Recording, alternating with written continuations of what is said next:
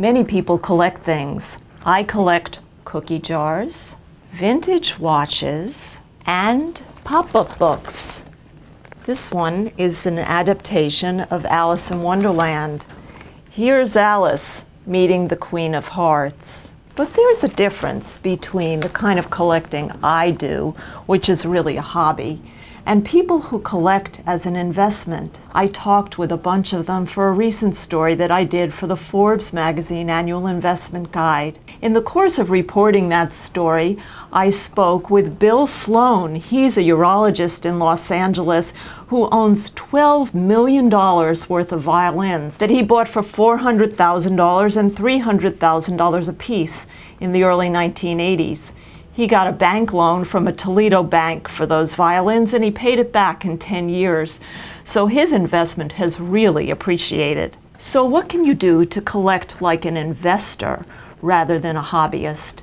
Here are some tips I got from the collectors I interviewed and their financial advisors. Avoid things that are touted as collectibles or limited editions. Turns out my pop-up book is one of them. I could buy it today on Amazon for less than I paid for it 12 years ago. Buy, hold, and trade up.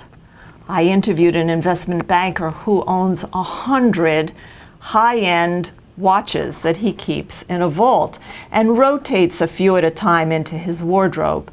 He says he can take them to any capital city in the world and convert them to cash. So to him, these are a form of currency. Don't go overboard. There have been some well-documented cases of people who spent themselves into the poorhouse, all in the name of building their collections. Watch out for fakes.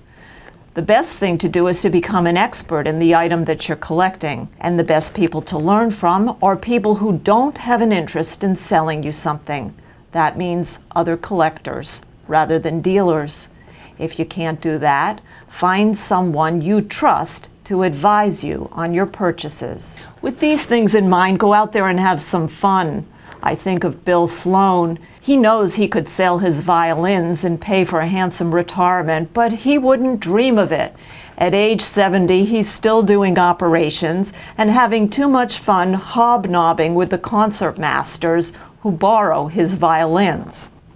That's far more gratifying than buying a bunch of blue chip stocks, he says. Would you invite anyone over for dinner to look at them?